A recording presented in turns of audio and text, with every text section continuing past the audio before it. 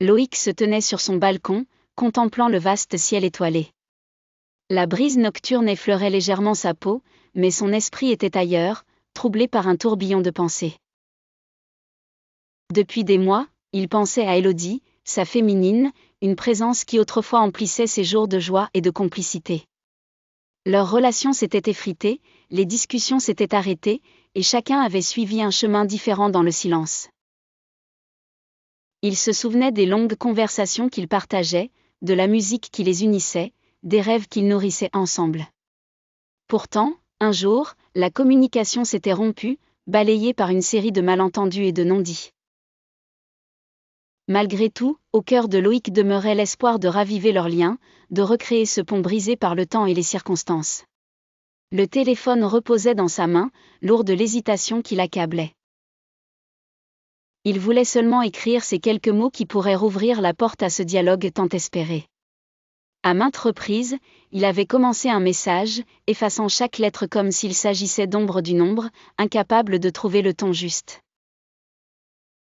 Pourquoi hésitait-il autant ? La peur du rejet, peut-être ? Ou simplement l'incertitude de ce qu'elle pourrait ressentir à son tour ?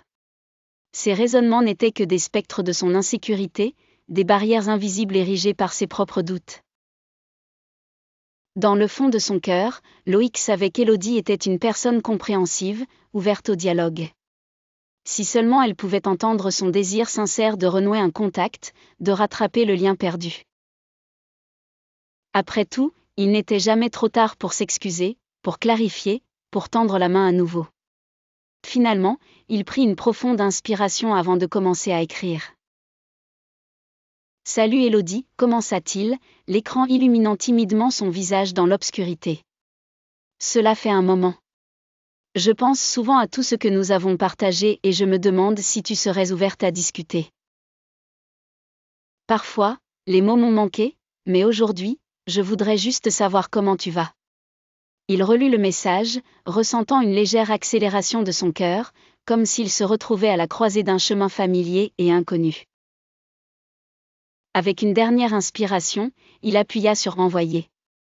Imaginez son bonheur si Élodie répondait favorablement, si ce geste devenait le premier vers un rapprochement.